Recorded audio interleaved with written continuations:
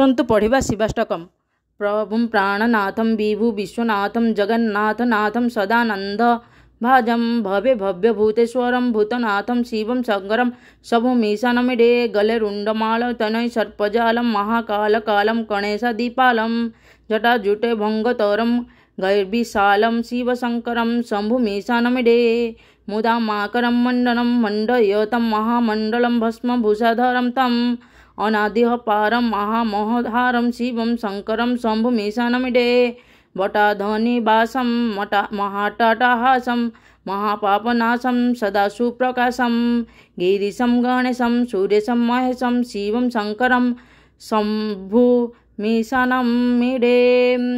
गिरि इमदात्मजा संग्रहितार्धदेहं गिरसंस्थितं सर्वदा सनगेहं परं ब्रह्म ब्रह्मादिर्विध्यमानं शिवं शंकरं शंभुमीशानमिडे कपालं त्रिशूलं कराभ्यं दधानं पदं भजौनप्राय कामं ददानं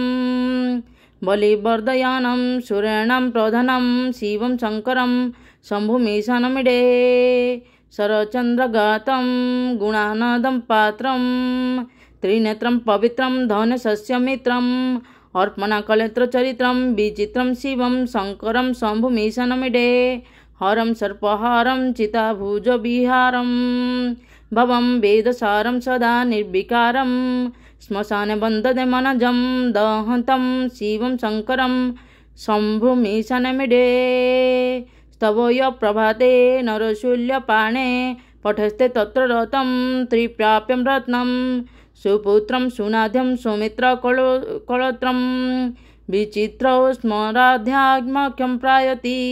इति शिवाष्टकम संपूर्णम।